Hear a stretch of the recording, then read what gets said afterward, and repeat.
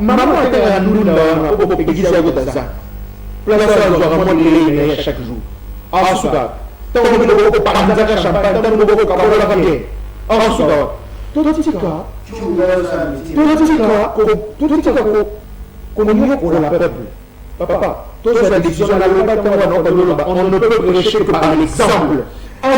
Kasi Joseph Kabila natango ye akabi moka oyo uta 2001 tango azwi moka oyo na se ya masasi azwi moka oyo tokomona baarme étrangère ekobunda awa mutu eleki Joseph Kabila abandi kogouverner na mode ya exemple asangisi bakongole alobi te tozolela bino soki bokonzi mpona ngai bakongole baleki makambo ya bokonzi makila ya bakongole eza na valeur tosangana tosolola bandeko basololi bayokani toganye mpe baélection Joseph Kabila permettre biso toorganize baélection toye tobandi kogere bien na kongozo matadi vi olia ezokoma chaine mais zododo kuyu yemba cigarette Tracy Jozo neno msonga ya mai obatala la mai wana nini agene ezo matematika kwiti moins cher pour nini bakoma na politique ya aveuglement depuis que Canada on était bali na biso fese la politique aveuglement toye tobandi kogere mutu moko te kosisaka ke na première année ya Joseph Kabila toyokaki badetournement ya bamillion ezosalama ndenge tobibika yango lelo oyo te eza makambo lokuta totikala komona yango te donc par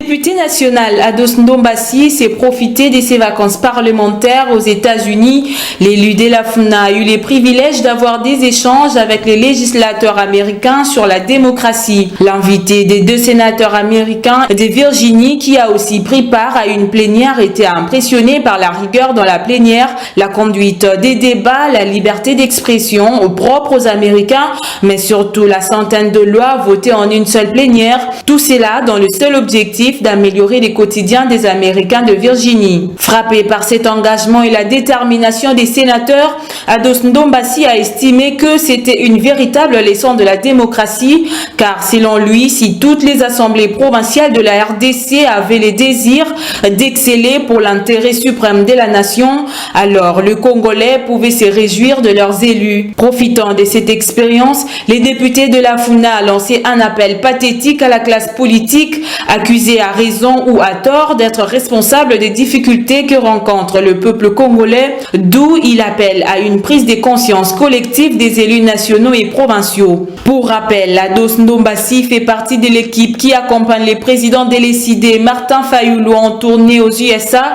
qui malheureusement se retrouve bloqué à cause de la COVID-19.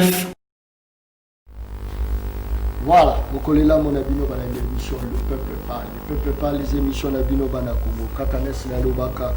Mboka on va respecter la population, la bangote à Kamboka ya Bokufa chaîne à télévision. On va respecter la téléspectateur, la bangote à chaîne à télévision.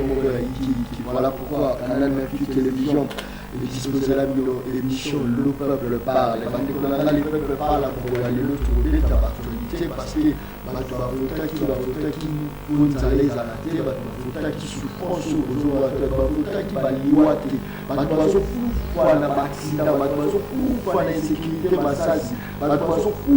je vous dis, c'est le total bilan, vous comprenez.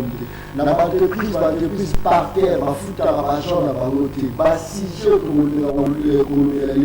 les envois et belé, des cobotas, la nénénie, ma élection, surtout quand il s'agit de ma vie et pas ma congolais, les ennemis ou ennemis. L'histoire est ça, nous éviter suite et fait dans nos examens. Bateau va gérer la bisonner, va gérer la bisonner, va discours. Éviter et vous allez vraiment dire. Je crois que justice a ça les épelés ma casse parce que le dossier à Jama Kaboud, dossier à Yamona Congo Mukunda, dossier il y a Mona Congo Vital Kamere, pas dossier à justice Nicolo et justice a vraiment sollicité, ils appellent ma pilote de Romekamo pour ramasser dans la Souka, dans la Katia Plateau, tous allés dans Mona Congo, il y a ya mwana Congo Joji oyo azali cadre kakati ya parti politique esili mbotende sante malamu nasepeli kozala na yo na mobale oui toza na stila mosala mpona tomeka kosukola bosoto ya Congo na ya Kinshasa bosoto ye koloba justement makambo nyonso tokomona ekoderangeaka peuple congolais mpona tozwi décision biso bana Congo to accompagner volonté ya changement ya jeunesse congolaise mpona yango esengeli ete tolabila bilango ekosinga tokoti na bosoto ya Congo tozala kotunisama te mpona omoni poto mpo eza mwa mingi tozoka kuna basimbaki mwa 2 millions poto mwa 10 millions mwa 50 millions moni bosotana nyonso esenga todinda na kati tokumolola tomolola mpo toyeba nini okoleka tomemango liboso ya bana Kongo toyebisa bango elongo nde totonga mpoka elongo nde tokotambwisa makambo ya Kongo non pas na kozwa mwa kaniaka 5000 francs na chapeau na polo mais na koyeba vérité et puis na komema Kongo na biso liboso na koetali mibeko ya Kongo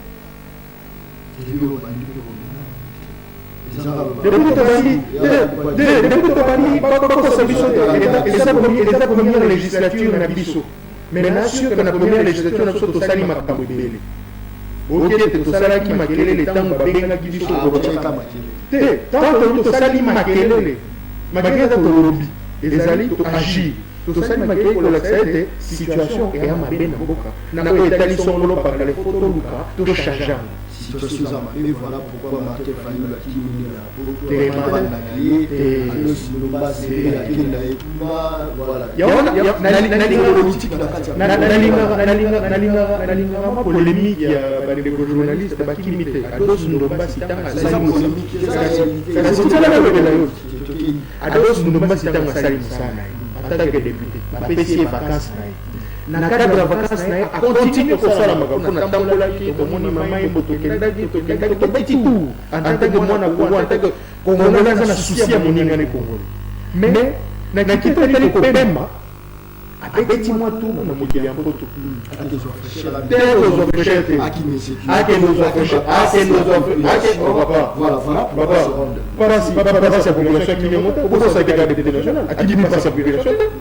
akei kopeta tu akei kopema kotala ndenge nini na mokili ya poto bandeko bakosala misala azwa modele wana akoaplike yango awa to bamoni na bilili ati akutani na badepute ya bagéorgie akutani na basénateur ifala akutana na bagouverneur akei kozwa mayele azonga koaplike me yango awa parce que tokonstate na mikili ya poto mwa 150 dollars ezokotame par jour assemblée nationale na biso moko ya mibeko ezozwa ba 6 mois 7 mois kita ete mayelani oyo tobengi coronavirus ekoya ekangi kuna eza na volonté na te mais malgré ça azo continue ko travailler azo continue à agir là heureusement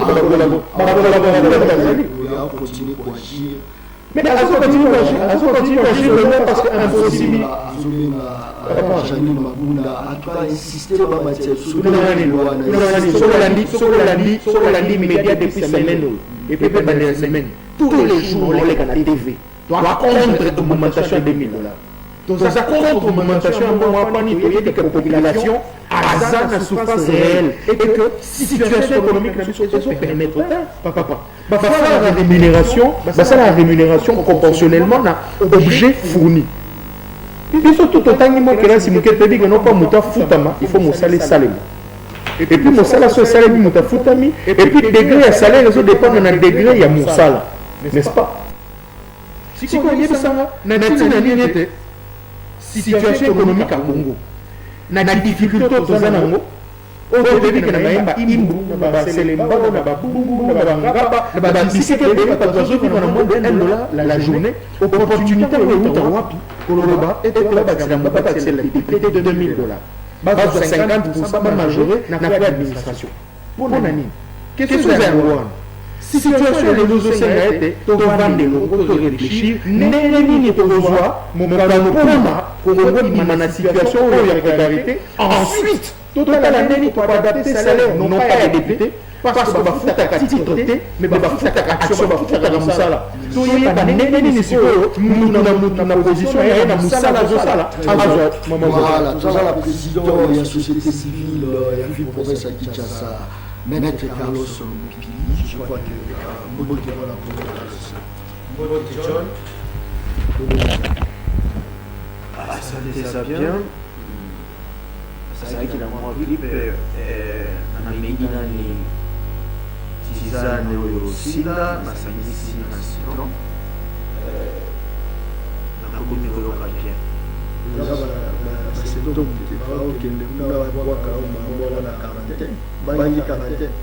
kuna pe quarantaine ni chance wana pe chance ko kufa ile komi soki okei na malade namonaki ndenge na auto perdre de 3 personnes et puis cher okende boye cinquantenaire place eza te okina ngalema place eza te okei ngalema center place eza te batindi oyo na njiri kuna ozali 14 jours oza na kisi te okufi essentiel kaka balatisa olani eloko ya coronavirus wana eza couronne ya mokonzi seonie bato to baolakisa mabango nde bazokende place moko tutakufa na sida bazoye balati eloko tutakufa kobota parce que kamo babengi bao mama na baokuta kufaki parce que azoi problème complication na kobota me baya bobakutie balati chasse bazokompe évidemment je vois que tokozala procès ya bamédecin nyonso wana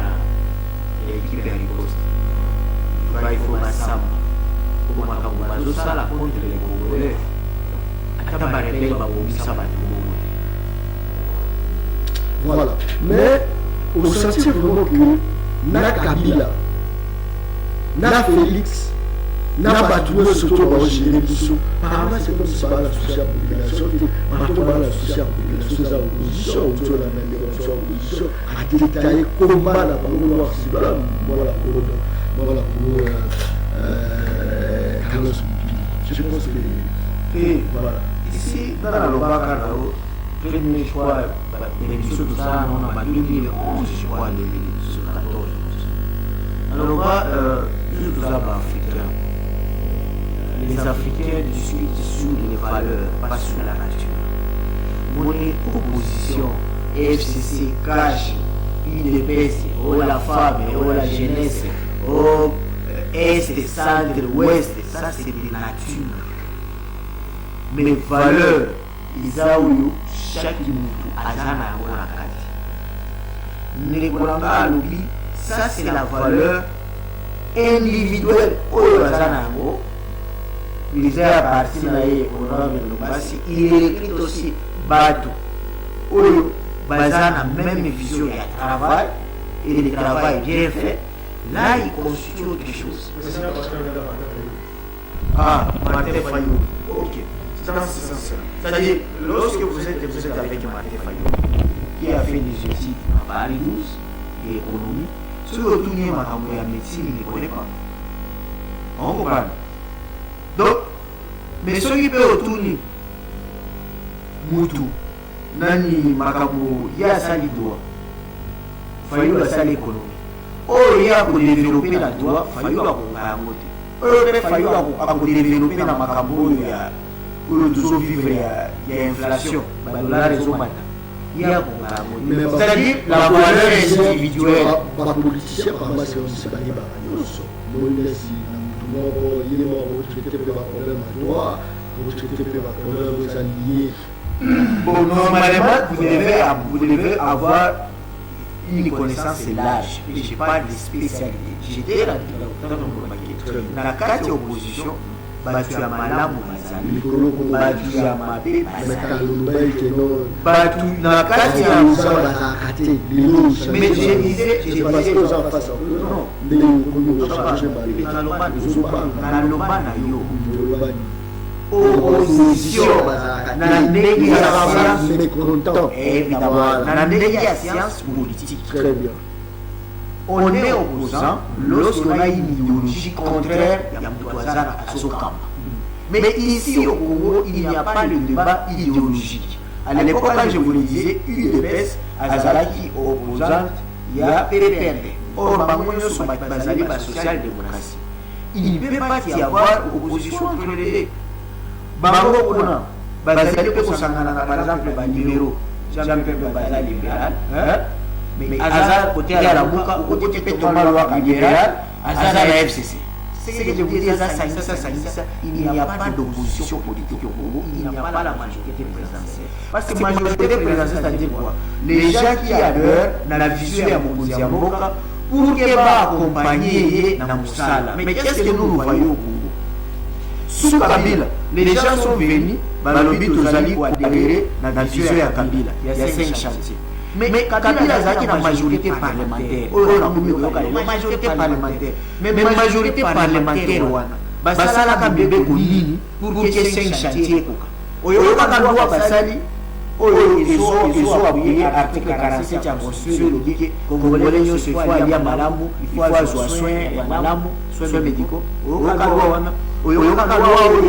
l'article 48 qui a construit le dit que Congolais, il faut aller à Malamou. Il faut que ça courant mai.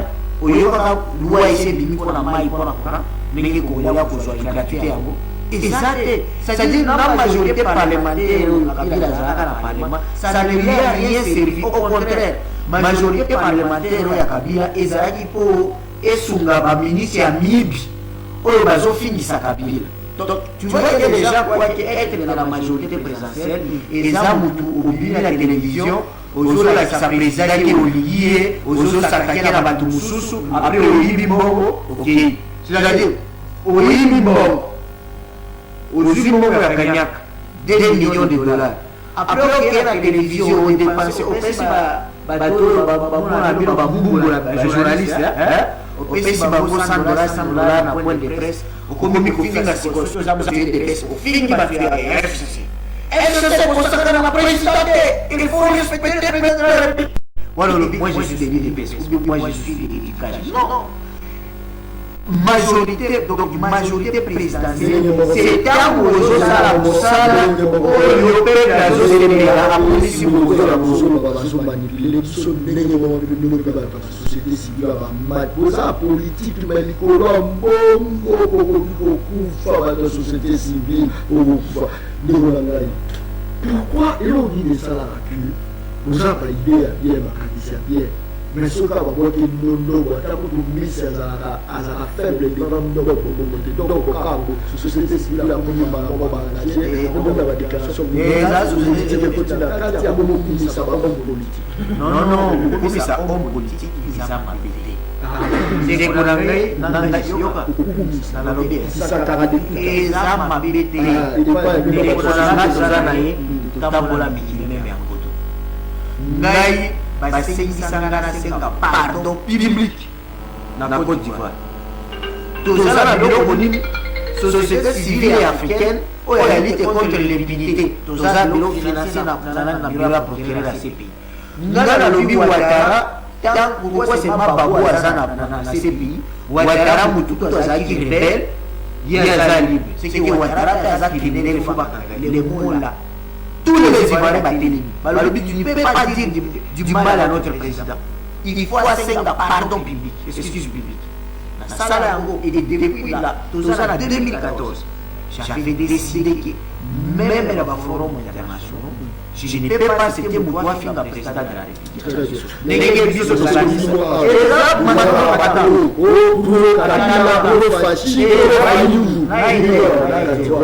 opposition de monde ya tango ya contre Mobutu ezalaki opposition basangisa politique na ba vie privée na ba conflit ya sexe oyoka ndenge ndengani papa pe azonanga sakombi aloba Mobutu abande kobima na basi na biso ezalaki na kimbanda na kati.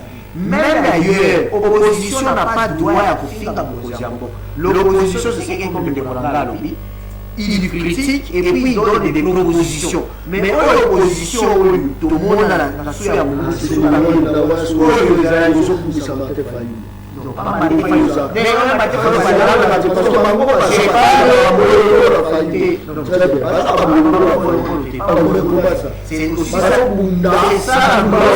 ça la grosse erreur au sale. Parce que les journalistes, ils ont contribué à désinformation surtout baninga na oba kuni bitambola tambola il faut que ça va courir à droit dans l'université de l'OTAN de sa communication parce que MNC parti cher ya Bemba IMC parti cher ya Vital Kamerhe UDPS parti cher ya Etienne non parti politique il faut eza lingomba ya batu eza ya mutu te parti politique il faut prendre l'image de l'église catholique eza ya parole non c'est là Gizenga kufi mwana na ya remplacer yona kufi mwana na ye biso ya remplacer wana so parla to mali uso compliqué biso pour bien on la merci parti politique très bien ce n'est pas voilà merci voilà pour rapidement je pense que dans les populations souffrent à quel point que vous pouvez même pas imaginer Robert jamais kosala émission ya bakombo bato sans pour autant komelela la difficulté population azala population zosenga bade déconfiné akoma libre akemba ya mbongo mpona na ligne feti ya kabila na kinga kati bato babaye bachampagne kolongo ezalaki baya fani ezalaki terrible basali nomination ya bamandataire ya bato baimage batia bapoudre na mutu nayebi te poudre yango ezalaki famille ebongi to aye kobongisa entreprise oza pour to contre tokei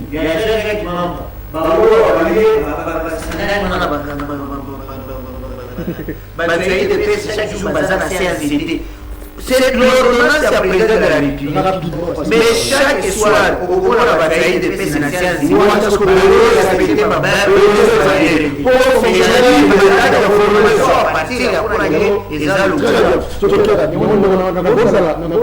jamais na position où les autres peuvent souffrir peuple.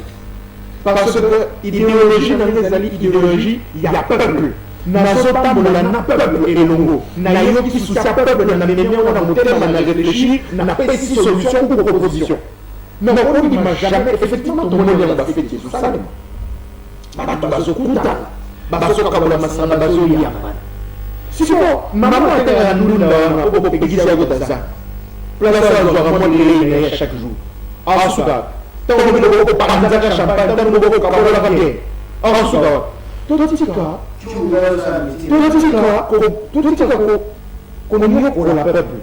Papa, on ne peut prêcher que par l'exemple.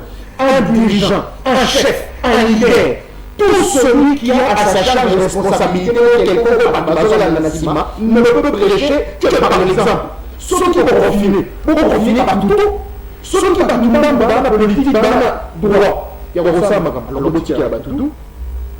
Non, la professeur, la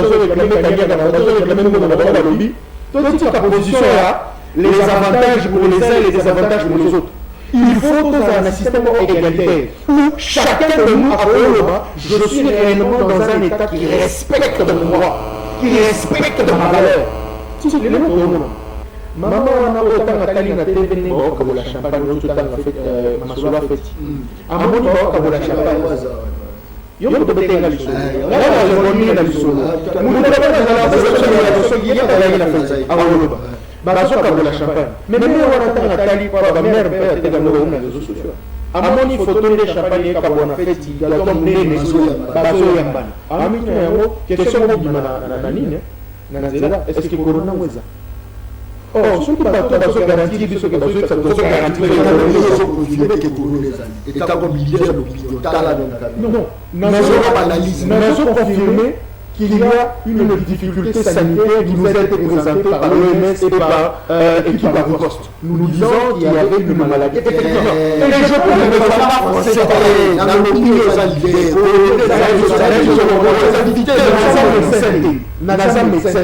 C'est là. Est-ce que l'opinion sanitaire du peuple va dans la paix? Combien de coups de fil il y a peuple le droit à l'issue que l'histoire nous en tout cas,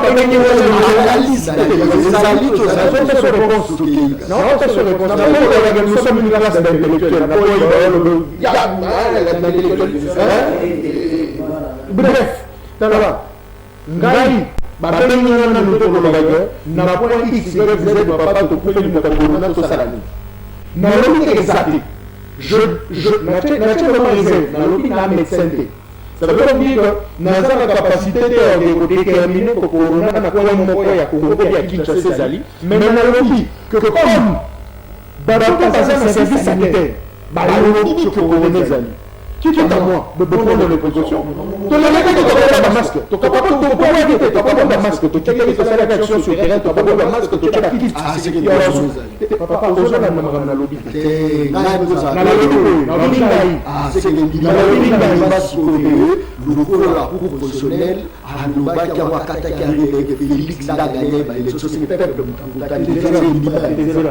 constitutionnel à lobby. Non, on a l'élection il y a lobby par les autorités sanitaires.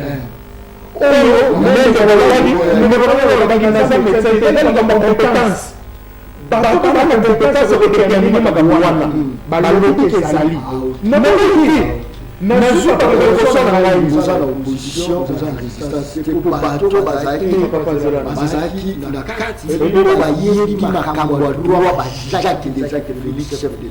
merci beaucoup.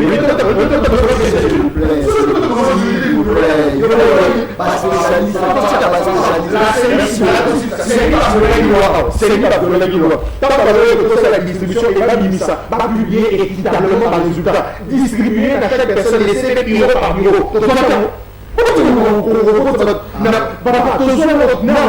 loi a été violée.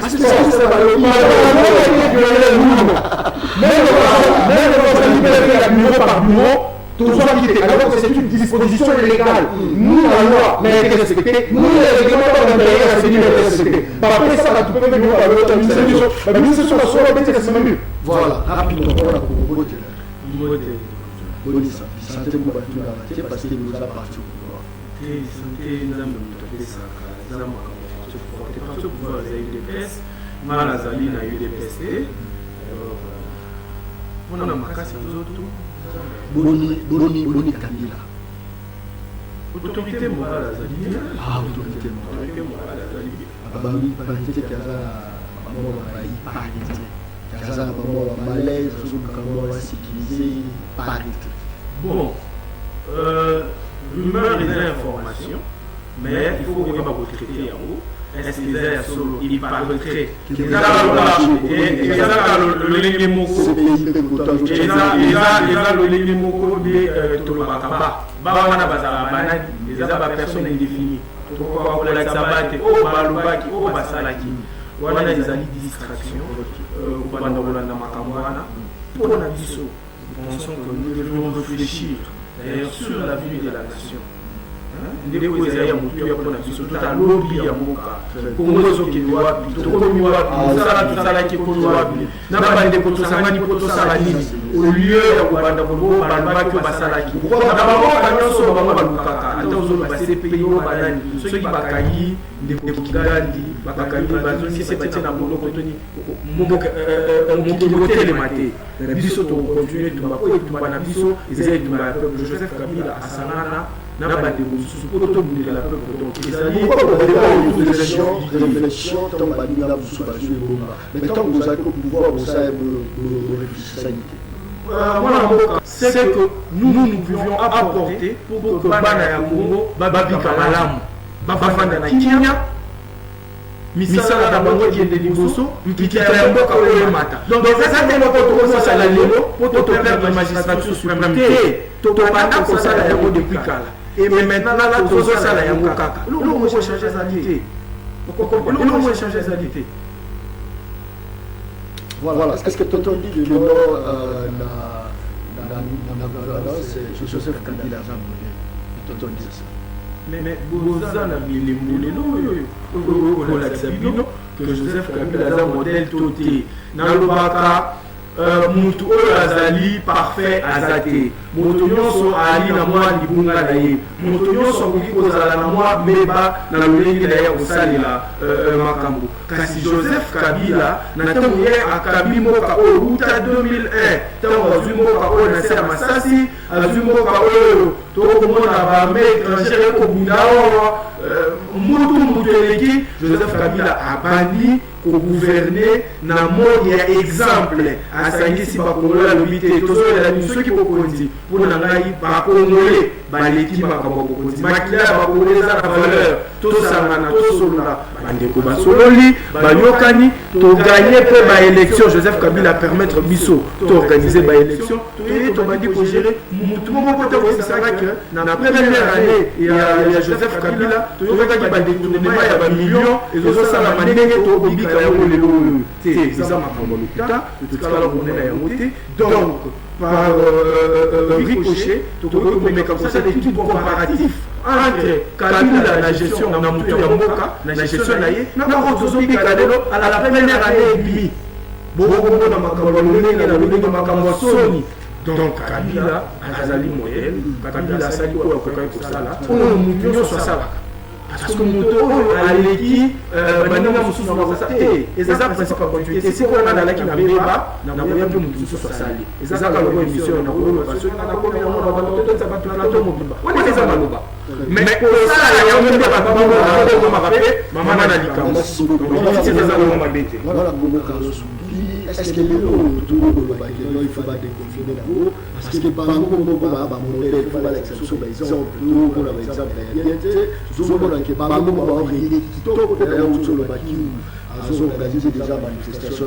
et bazo ko déjà que ba organiser Kabila kikakiawa na chamba peuple ba epelé wana donc akidai même pas compte ya Covid akitisi même nani azo pe pas battu est-ce que les autres non kakati ya mboka na soso ba déconfiner parce que on est gouverner la petite peuple omoni na bamboka nyonso parquet azalaka mpe na baenquêteur même service ya renseignement il faut ezala présent mais awa ezala nini depuis longtemps ailleurs service de renseignement nde etalaka mutu nyonso balingi azwa bokonzi par exemple le président de la République ndenge yauti kosigner ordonnance ya konome bamandataire public na baentreprise ailleurs service de renseignement kolobaki kovote kotia moto oyo nde PDG ya SNEL oyo nde PDG soki kolongo na ofinga oyo mpe wapi parce que moto oyo mosala na ye kobima na baétudiante akosilisa mbongo ya entreprise publique na kidumba ça c'est le travail ya service ya renseignement service ya renseignement il faut même miti yake babibengisi ya lokuta bakoti na bahôpitaux lokola cinquantenaire tout ça abibi batali te makambo oyo tata moyembe na baninga na ya OMS bazosala eza malamu te et directement faut basala rapport kuna pour arrêter kokanga bato wana mais oyo tozomona na makambo oyo itali corona je le disais encore est-ce que corona nde na kishinois ezali oyo babengi grippe ou bien virus ya grippe neti na poto babengi vaccin soso tobengi mawele nzambe kuna babengi die c'est ça parce que bango corona bandi na novembre décembre biso tozalaki mpe na grippe oyo bande kobomao ezalaki mpe contagieuse mais bato mpe bakufa ebele koleka kutu ya mikolo ezalaka soki mwana moko azwi yango ndako mobili ezwi tobandi okende mpe okomona docteur paul ezokoka te epuis bamunganga baye kozwa te il faut kosangisa boye les gens étaient guéris on a vécu avec ça mais le problème ya corona oyo ozomona badeconfinement corona eye kosalisa bapoliticien mpe ebele omoni na chine bazongisi lisusu parce que na chine makambo ya confinement euta ezalaki mpona kobloke manifestation publique ya oyo bande koleka na Hong Kong ntango soko manifestation ezonga lisusu babandi lisusu kokofine na France il y avait mouvement ya bagilets jaune sarkozy oyo mwana oyo Macron abandaki kosouffrir chaque jour mais journaliste na bango afingaki mokonzi na biso alors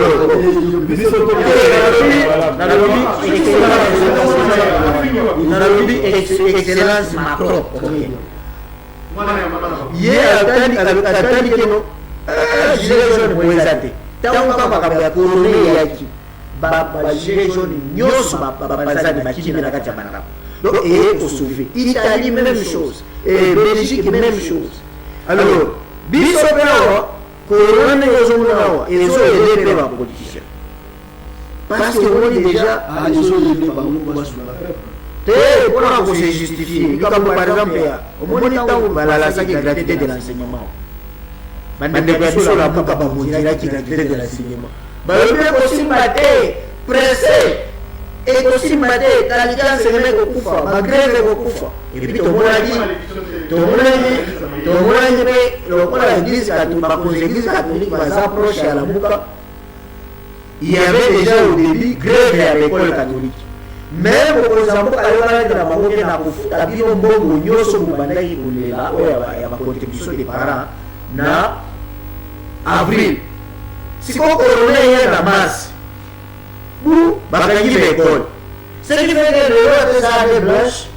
Bati ya lamuka bakosekali susu coalition de CCH tekeno to yebisa kibino nini gratuité de l'enseignement kosimba te non FCCH bakoprofite na koloba te no ezalaki corona yango nde ezalaki te baekolo te kwake tomini tuni sikoyo corona eza na Kinshasa pourquoi baprovince mosusu bato bakokende classe te bato bakokende université te tu vas comprendre que corona wana ezali yaya oyo azali kobatela pe coalition cash voilà makambo pe il fallait pas mécaniser ba fonctionnaire à l'état na futa en avril mais avec le corona justification il fallait pas la mécaniser ba futa en juillet corona justification donc corona ezali justification prétexte munene ya ba politicien na monde soit pe na ndenge wana est-ce que et puis la ya corona osoma na ba politicien bazosala ba violation ya droit de l'homme okolomani eza état d'urgence okolomate droit de l'homme ezali ebe diminuer là donc corona ezali pesa ezolede ba considérer dans le monde. Très bien.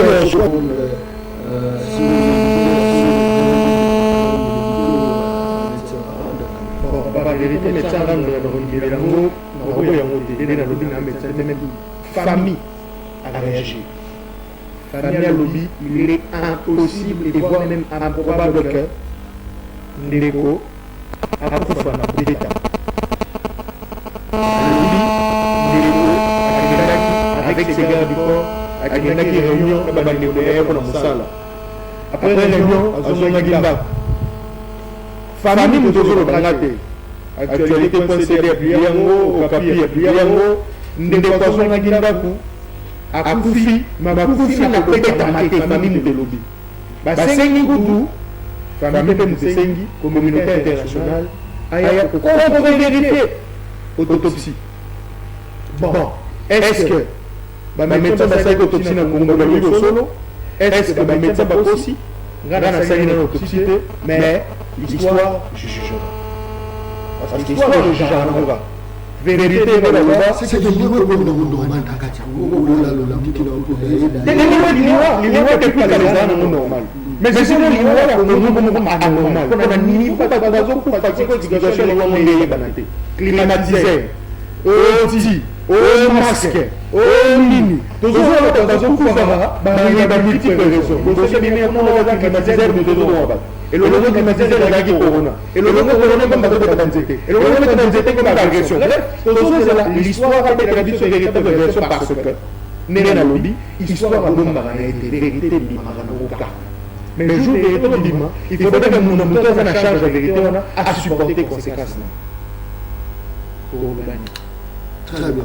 Voilà pour rapidement, je crois que ce qu'on va attaquer la population, la population est en contribution par rapport à voilà, il répond à la population, voilà, de John Koulbake, les attaques à la population, bon, à Zamoko, il y a un peuple congolais, de quoi il y a blessé à filer, de l'autre côté, les médailles à moitié. Mais à tout le monde, le ministère, à la lobby, Karabi, à Salini, on a beaucoup. On a tout, est-ce que les décors à Zalaki, à Yabaki Makamon en 2001, à Yabaki place nous sommes beaucoup en 2001, tant que Kabila vous soit on a lobby,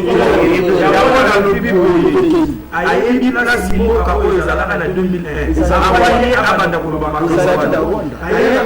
et Zalaka en Afrique, car c'est insécurité Zalaka en Mokabo, il y a yebi sacrifice nini kabila consentir azwi moko na 29 ans ti azotika bokonzi po abima tete oyo eza tete oyo ya lelo alobi na bimi tete oyo tolobi azongi na cour constitutionnel te tete oyo yakei mpe mikili nyonso bato nyonso bakomona ke kabila bino ya tete oyo aya na mboka oyo cette armée étrangère ezobunda awa aya asangisi bakongole po tozwa kimia toyokana tosali gouvernement M64 mpona mbadi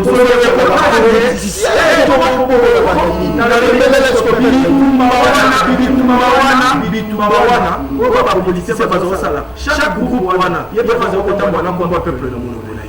Ok, il fallait bato nyonso bazala koloba ke tozodefendre baintérêt ya peuple oya toyokana eloko nini ezokabola biso mayele ezalaka bongo bato yeyebana toyeba eloko nini ezokabola biso soki eloko ezokabola biso eza kaka mpose kovanda na kiti mpona koloba ke ngai mpe nasalelaki peuple donc kabila apesa biso chance tovandi tolobamboka na mabonomi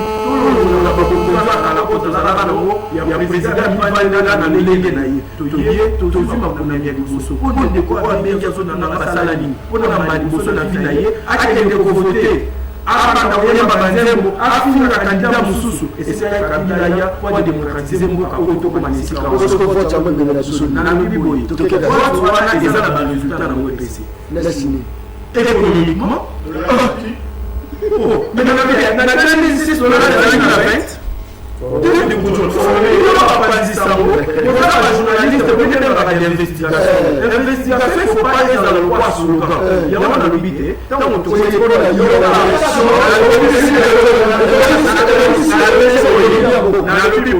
biso toya tokuta déjà soki tozobeta masolo ya ekonomi ekonomi ekufi su kabila te bato bayebaka te okokomprendre ekonomi neti abanda kokufa banda kokufa ekonomi neti abanda kokufa banda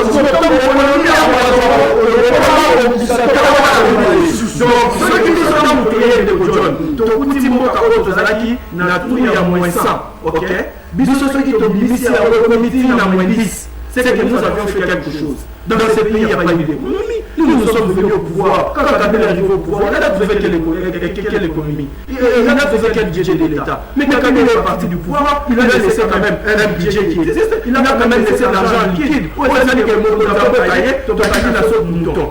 Beaucoup de gens ont payé, à travers la gratuité partielle des Araki, mais il y en a un total. À ça, il y a beaucoup de gens ont payé. À côté de quelque chose, on a mais les gens classés 8e.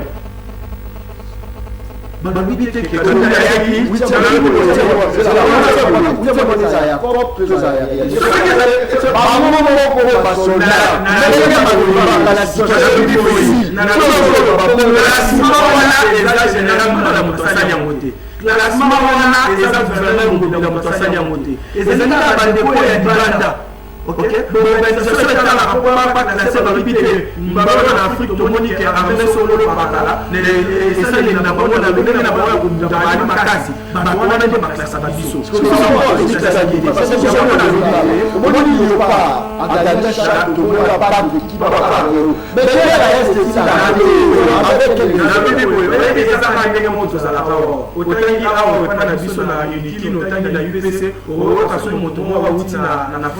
Okomi na mwa complexe moko ya utota na libanda mais bacha biso to mungu anakana makambo biso nyoso yekoli okona ke tona tina baba na libanda te donc kama basoda na biso bakina na ba mission conjointe ba mission mixte na ba bande kwa bikolo mususu ndebe ba ko ba sikolo tactique ya solo na biso mais awa na kati to sala musala wana parce que on y a ekota na kongo efale to sana na ameme ko capable ya repousser donc na biso donc bande na biso ya la eza nango tutina na bango ya kondima te wana eza nango grave te mais bakokozala te tozela bango mboka oyo bango kutu alaka na makambo oyo baza na bamakambo ya bango soso tobi tolanda bango eza somo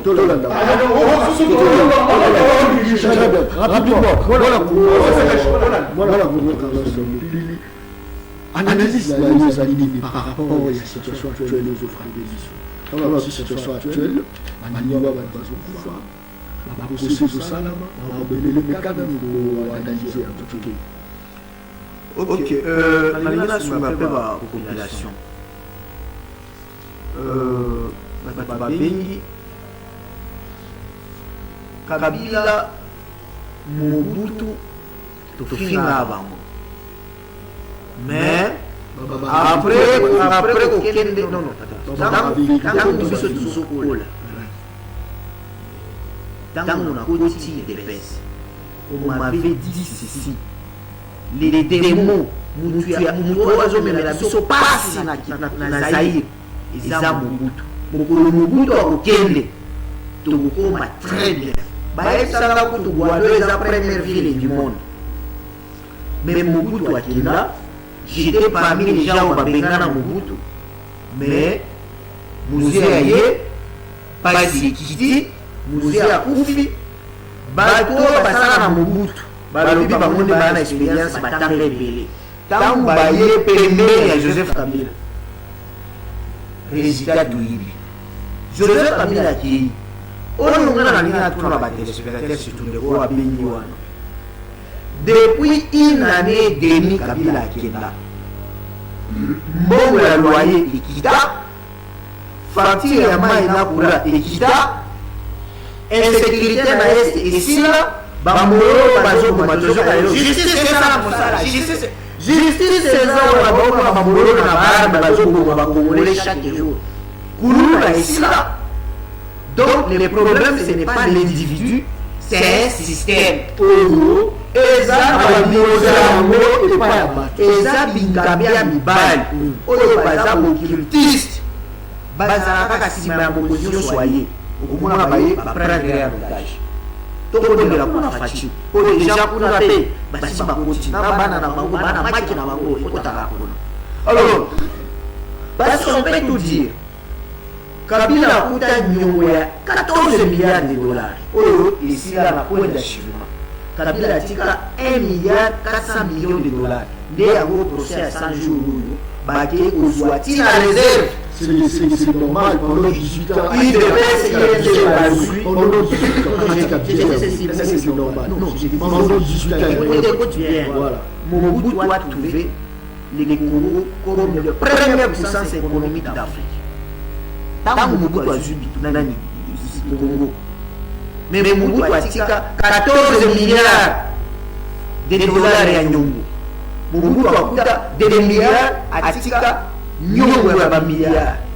Mais Kabila a kuta nyongo ya 14 milliards a tika 1 milliard 400 millions. Mais a tika ebele. Mais malheureusement entourage aye baka ko sanctionner ba collaborateurs qui n'est pas na ya bande ko sala. Mais de côté na makambo zo bao. Je dis toujours, bande oyo ya FCC cash. Ba professeur na ba université. Ba sala na laboratoire moko ya ko créer ba bengi ba montage ya ba conflit artificiel. Ndeko, osoma na couple moko ya nyongo makasi. Ndenge kula sala. Mwasi na mobali so baza ba Libya. Basala ni bake ko défendre bona ni biloko ya kolia.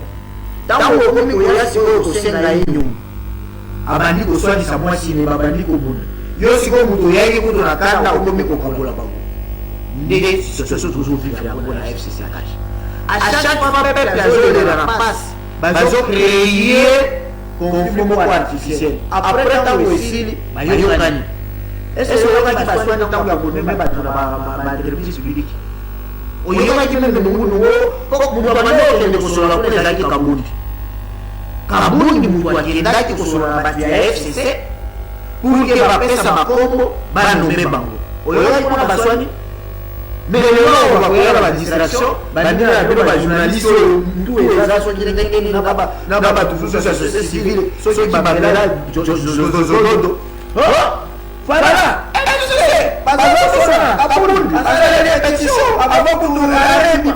c'est de la pire distraction. Badouana bazo monter ba faux conflit pour la distraire personne. Dans les réseaux sociaux AFDC il y a des débats web. Bazo fanatique kuna. Mais jamais tu peux pas la justice.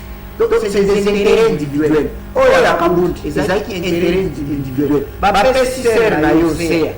À remplacer yo ya la contradiction ya mokonzi ya mboka soki ekataki na conseil d'état parce que peut-être bajuge ya conseil d'état lokola baza bauti na zaire bakanisi kabundi azosala ono du président de la république po bato nyonso okomaka sous l'instruction du président de la république mais sikoyo na cour constitutionnelle lokola ye kuna nde mutu président apreta serment kuna okoya kokosa bango te kuna ke sala kongo sous l'instruction du président de la république akwei et même soki alekaki kaka akwea lisusu parce que bato oyo bavote ye eza badepute ezali cour te voilà ce qui est important par rapport à badétournement badétournement biso tosengaki ye de création de juridiction oyo babengi de répression de crimes économiques c'est comme ça que ça se fait partout na téléphone vert omoni mutu député oyo azalaki na makolo oyo ou bien ministre oyo adéclaraki patrimoine na nini esumé na brosada mais lelo komi ministre asombi ndako abuki yango abandi kotonga omoni baotonga à 4 niveau mais yo obengi kaka na téléphone vert wana osombi tete awa namoni mutu azotonga policier moko azoya na pokwa omoni kaka deuxième numéro azwika mwa fi moko ya 20 ans afuteli garantie biloko nyonso ya sombeli lupango obengi baloleli expliqué voilà comment ça se passe voilà je pense que non il n'y a pas de débat il y a pas 30 secondes toyoki ndeko kamere ya bisisi basekret ke 400 000 $ ebimaka 2 fois par mois na présidence de la république toloba 800 000 $ ebimaka mais ngaya na mitunaka mbongo wana ekendaka wapi soki deoiso bandeko bazambuna okona base républicaine azosenga yo même 500 très bien 800 000 $ très bien voilà comment rapidement je crois que les deux va expliquer Bino qui est Kabila comment Kabila a bien géré ses pays je crois que opposition Rwanda qui a passé l'homme de la carte a expliqué Bino que je dis c'est beau autant dans le but faire quelque chose ezali nde tolonone bandeko eza koloba te ya komona tobeti masolo ya 5 chantiers justement comme on a dit 5 chantiers mais où sont les 5 constructions peut-être besoin de construction le problème c'est que quand on fait la biso masolo ya koloba tokobetaki nakangaki koloba bamoko ndeko ya FCC alobaki alobi nous c'est que nous faisions c'est que nous travaillons dans l'hypothèse où nous pourrions. Donc, nous pourrions avoir la parole de Tilo Bassalina nous payer. Besoin de réfléchir, on est au CD. Pouvoir, toi, il y a un élément, tu as manigassé pour construire. Ne connais pas le but, j'avais noté, ne connais pas le but. Ne connais pas le but. Alors, basé la clique, la parole, il y a ma pensée, il y a ma savant occulte. Bavanda Kakuna, comme on dit, c'est un peuple congolais, où il y avait un calcul, bien on a connu ce matin. Vie, on y a et autres machins. Mais Zododo, Kouyou, Yomba, cigarette, Tracy Jojo, on sort de la maille. On a la colomba maille, on a nini, Akene. Et les hommes mathématiques coûtent moins cher. Pour la nini, comme la politique à aveuglement. Depuis que le Canada a été bandeko na biso FCC dans la politique aveuglement. En fait, la biso distraction, l'État biso doit se concentrer dans la chose qui est utile. c'est ça la bourse nous balana chômeur combien mais je vais te dire un truc. J'ai l'impression qu'en fait, il y a le moment avec la population congolaise ont rentable. Ce n'est pas une faveur qu'on nous fait et ça va faire. Nous avons qui sont favorisés dans les élections. C'est exactement la biso. Colombien a fait 6 chances. Même un individu, alors dans la population, la population congolaise n'a pas 6 chances pour gagner l'élection. Tu vois, c'est pas parce que la population a volé. Colombien, tu as 6 chances pour gagner l'élection pour un système électif libre et démocratique. Vous êtes qui pour nous donner une chance, nous, la population, nous, le souverain primaire, nous, le souverain abyssaux. Mais un individu a gagné 80 millions de personnes, alors il n'a pas 6 000 chances. tout ce qu'on voit dans la télévision, dans la société, c'est que on rappelle au soit ça qui est dans ces pays. Population on trouve dans la monde sur qui nous demande à vivre ici à Cameroun. Il y a des gens qui pensent que les gens à qui on va remonter dans la vie. Voilà. Papa, il y a des gens comme les personnes à part y est comme d'apporter quand il y a modification, il y a des vocabulaires. Tous les jours, partout sur le cas. Alors, c'est vérité. C'est vrai que l'histoire est démontrera qu'à chaque fois que situation on essaye de dire on était mieux avant. Mais quand on était mieux avant, par rapport à la situation qui ne fait que s'empirer. Parce que la minute au sol, c'est la question de l'époque de Mobutu, c'est tout ok. Mais à l'objet, il y a des dominer Mobutu. Papa, tout ce que tu as probablement, FCC, PPL, Kabila a apporté quelque chose pour nous. La seule chose sur la bénédiction, c'est une difficulté pour laquelle nous sommes. Une difficulté au peuple de l'Europe, au monde. Vitesse politique, il y a chaque moteur individuellement dans une approche. Est-ce que c'est normal? Étudiant, Azala n'a comme objectif politique, n'a pas politique parce que merci beaucoup. Donc, à l'époque de dire, on nous a rendu service, on a étouffé ce pays. Très bien. Voilà, merci beaucoup.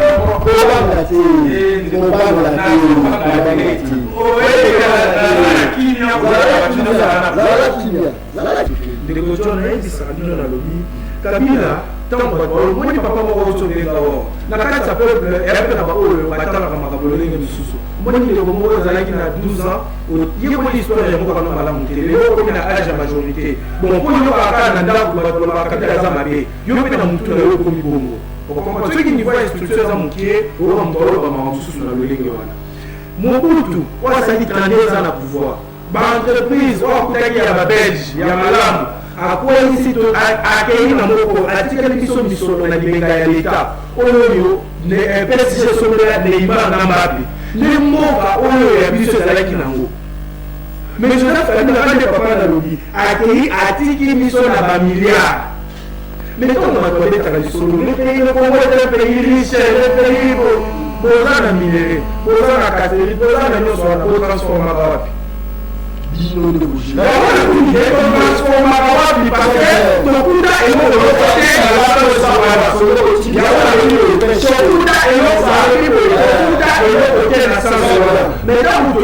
Il faut l'État, il faut l'État à fonctionner, il faut la population à vivre.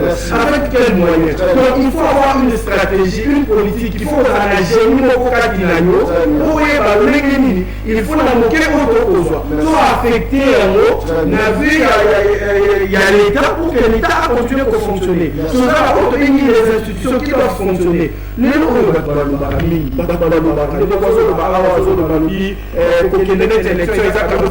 oui, et c'est ce qu'a donné. Mais pour moi, dans le Burundi, à respecter le point Burundi, tout le monde est constitué à Nigaki. Que tous à la Namoko, Monotasali, Malami, Balé, si Maya qui est actif pour Konzina, au moment où on va passer à l'aéro, dans l'Afrique, ça va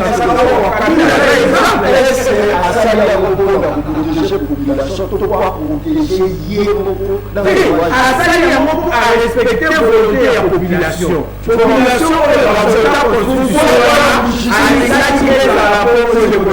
pourquoi tant de justice à la Yumba? Secrétaire de la PPRD. Alors, il y a nous allons oui, c'est la journaliste. Oui, mais dans le contexte de Nini, de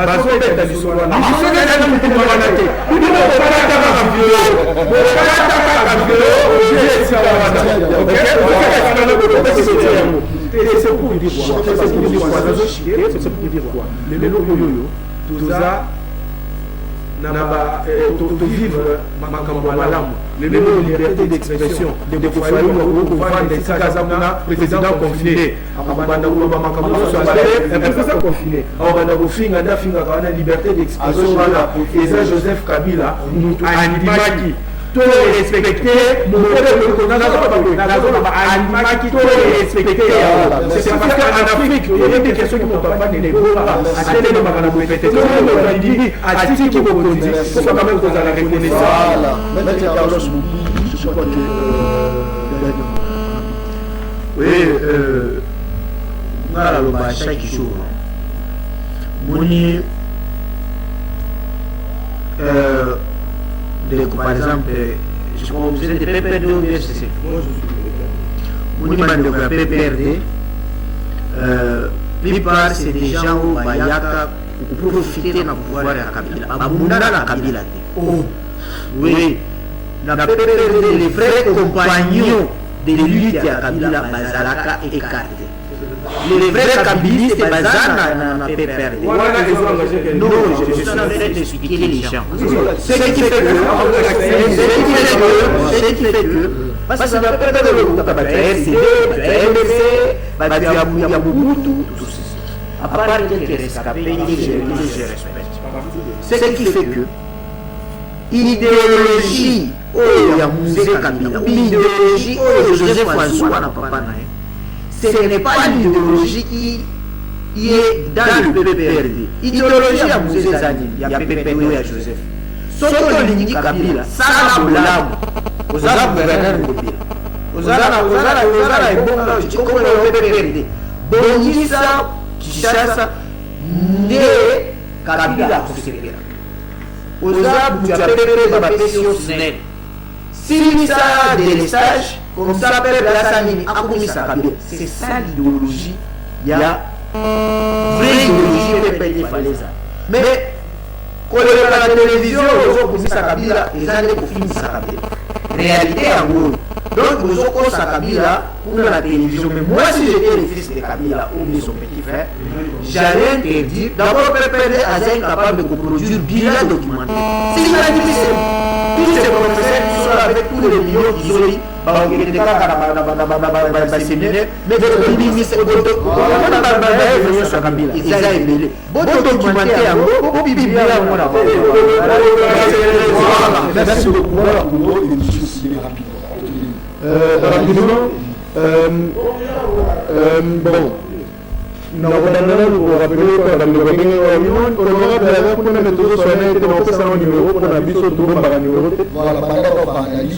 voilà.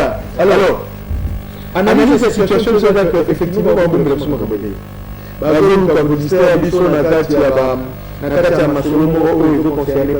vraie question peuple parce que ce peuple intérêt à peuple parce que toujours c'est la tourmaline dollar économie presque la 20 millions de matériaux confinement société pour continuer là chaque administration chaque secteur administratif résidence a dépassé le budget on a près de 61%. Toujours dans l'institution de la population la question c'est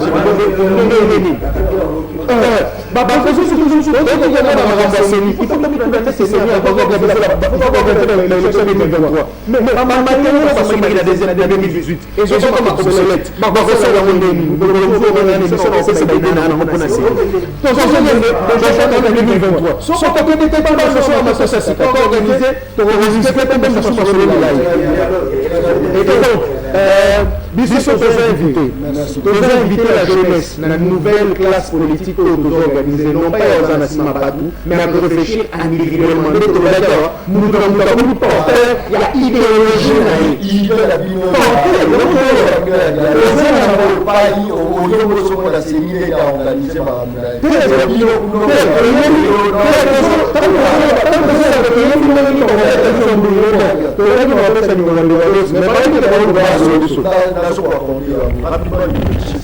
Merci mon amour, na bukala kolekse loko boy. Peuple faut retenir le mot. Des fois le deux est dans la voie de distraction, la voie de distraction est là. Bande qu'on a vu sur dans la partie coalition, on a respecté le na peuple batika politique ya populisme okomprendre toyebake mbongo wana na mboka eza kaka bato bazogouverner kaka te bakopesa makanisi mais biso mpe baoyo tozokambama esengeli na biso toakompagne ide ya mbongo wana yo kongole oza na ndako oza kaka kofinga mais eloko nini yo okoki kosala mpo apporter un changement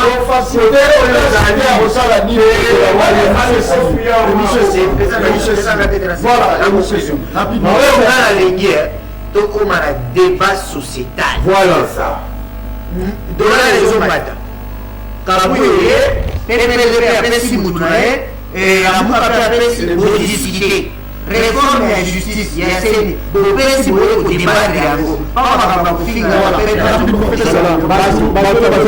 À Ados Ndombasi numéro 099 11 972 099 11 972 à Yamaka WhatsApp à répondre